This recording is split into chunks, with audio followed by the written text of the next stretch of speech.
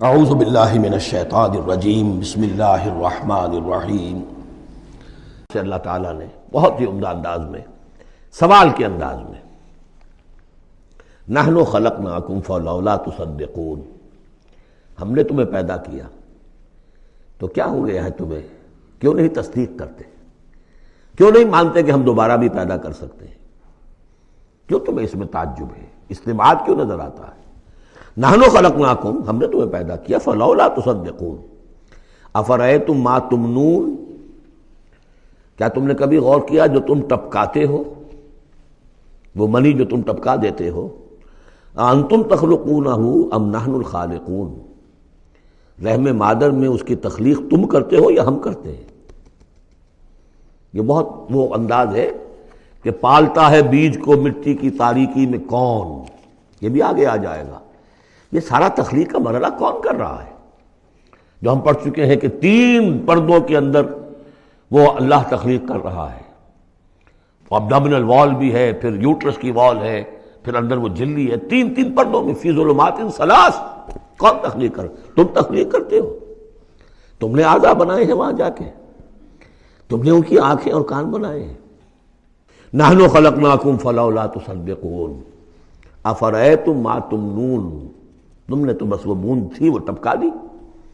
انتم تخلقونہ ام نحن الخالقون، تم اسے بناتے ہو، تخلیق کرتے ہو مختلف مراحل سے، نطفہ اور علقہ اور مضغہ، یہ سب کچھ تم کرتے ہو یا ہم کرتے ہیں؟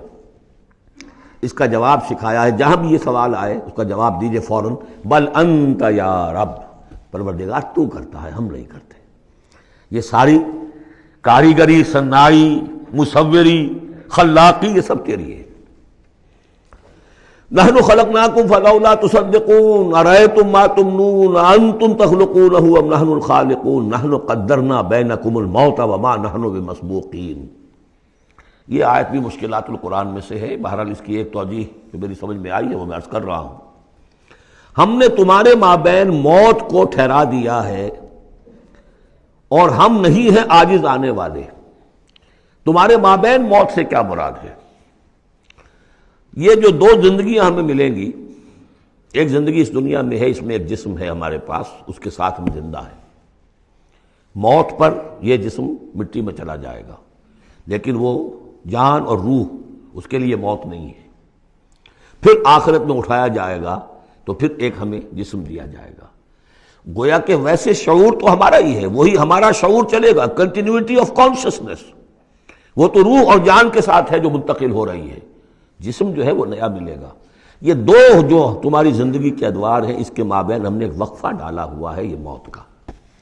ہم نے یہ دیدار سے حائل کر دی ہے، یہ تم ہی ہو، ادھر بھی تم ہو ادھر بھی تم ہو، موت کے اس سرحد پر بھی تم ہو ادھر بھی تم ہو،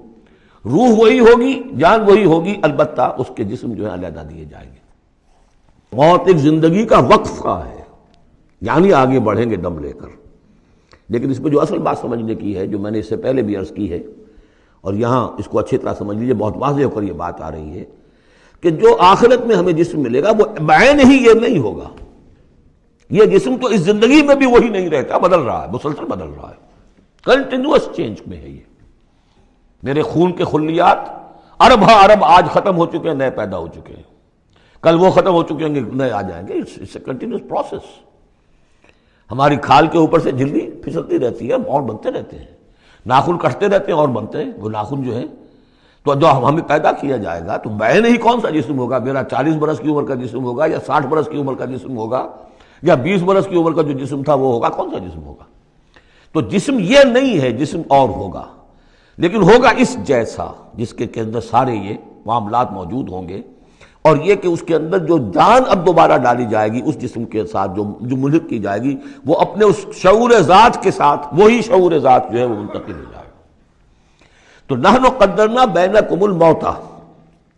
گویا کہ ہم نے تمہاری 2 زندگیوں کے مابین موت کا پردہ حائل کیا ہوا ہے، وما نحن بمسبوقین، اور ہم اس سے عاجز نہیں ہیں، الا نبدل امثالکم، ہم تم جیسے وجود پھر پیدا کر دیں،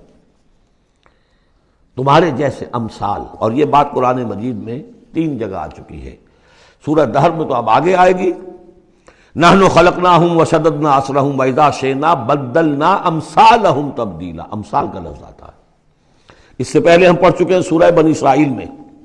اولم یروا ان اللہ الذی خلق السماوات والارض قادر علی ان یخلق مثلہم، اور سورہ یاسین میں آ چکا ہے اولیس الذی خلق السماوات والارض بقادر علی ان یخلق مثلہم۔ تو ہمارے جیسے جسم ہوں گے وہ، لیکن اس میں وہ روح اور جان منتقل جب ہو جائے گی تو اس کا شعور، وہ یادداشت میں نے کیا کیا تھا، وہ اس کی کنٹینیوٹی ہے۔ جیسے اب بھی میرا شعور ذات جو ہے وہ کنٹینیوس ہے، وہ تو وہی ہے جو 20 برس پہلے تھا، وہی اب بھی ہے، لیکن میرے جسم کے اندر تو نہ معلوم کتنے تغیرات آ چکے ہیں۔ الا نبدل امثالکم وننشئکم فیما لا تعلمون، اور ہم تمہیں اٹھا دیں اس تخلیق میں جسے تم جانتے نہیں ہو، اب نہیں جان سکتے تم، اس میں اٹھا دیں گے تمہیں، یا اس عالم میں اٹھا کھڑا کریں گے جس سے تم واقف نہیں ہو، عالم آخرہ میں۔ وَلَقَدْ عَلِمْتُمُ النَّشْأَةَ الْأُولَىٰ، تمہارے علم میں ہے پہلی مرتبہ کا اٹھان، تمہیں معلوم ہے۔ تمہارے مٹی کے اجزاء ہیں، سلالۃ من ماء مہین، اس پر جیسا کہ میں عرض کر چکا ہوں کہ ذروہ سنام جو چوٹی ہے قرآن کی وہ ہے کہ جو سورہ مومنون میں آیا ہے، وَلَقَدْ خَلَقْنَا الْإِنسَانَ مِنْ سُلَالَةٍ مِّن طِينٍ ثُمَّ جَعَلْنَاهُ نُطْفَةً فِي قَرَارٍ مَّكِينٍ ثُمَّ خَلَقْنَا النُّطْفَةَ عَلَقَةً فَخَلَقْنَا الْعَلَقَةَ مُضْغَةً فَخَلَقْنَا الْمُضْغَةَ عِظَامًا فَكَسَوْنَا الْعِظَامَ لَحْمًا ثُمَّ أَنشَأْنَاهُ خَلْقًا آخَرَ فَتَبَارَكَ اللَّهُ أَحْسَنُ الْخَالِقِينَ۔ تو اے انسانوں تم اس کو تو جانتے ہو، وَلَقَدْ عَلِمْتُمُ النَّشْأَةَ الْأُولَىٰ، ہم نے پہلی مرتبہ جو تمہیں اٹھایا جانتے ہو کہ نہیں، فَلَوْلَا تَذَكَّرُونَ، تو کیوں نہیں عقل سے کام لیتے، کیوں نہیں نصیحت اخذ کرتے، کیوں نہیں سمجھتے کہ جس اللہ نے پیدا کیا تھا وہ ابھی تمہارا ہم جیسی پیدا کر سکتا ہے۔ اب آگے چلیے، اللہ کی خلاقی کا ایک اور میدان۔ افرأیتم ما تحرثون، تم نے کبھی غور کیا جو یہ بیج تم ڈالتے آ جاتے ہو، دبا کر آ جاتے ہو کھیتوں میں، انتم تزرعونہ ام نحن الزارعون، کیا تم اگاتے ہو انہیں یا ہم ہیں اگانے والے؟ بل انت یا رب، کہیے نہیں اے اللہ تو اگانے والا ہے۔ پالتا ہے بیج کو مٹی کے تاریکے میں کون، کون دریاؤں کی موجوں سے اٹھاتا ہے سحاب، کون لایا کھینچ کر پچھم سے بادے سازگار، خاک یہ کس کی ہے، کس کا ہے یہ نور آفتاب، کس نے بھر دی موتیوں سے خوشے گندم کی جیب، موسموں کو کس نے سکھلائی ہے یہ خوئے انقلاب، یہ کس کا نظام ہے؟ دے خدایا یہ زمیں تیری نہیں، تیری نہیں، تیرے آبا کی نہیں، تیری نہیں، تیری نہیں، یہ زمین اللہ کی ہے، اس میں جو کچھ بن رہا ہے اللہ کی کاریگری ہے۔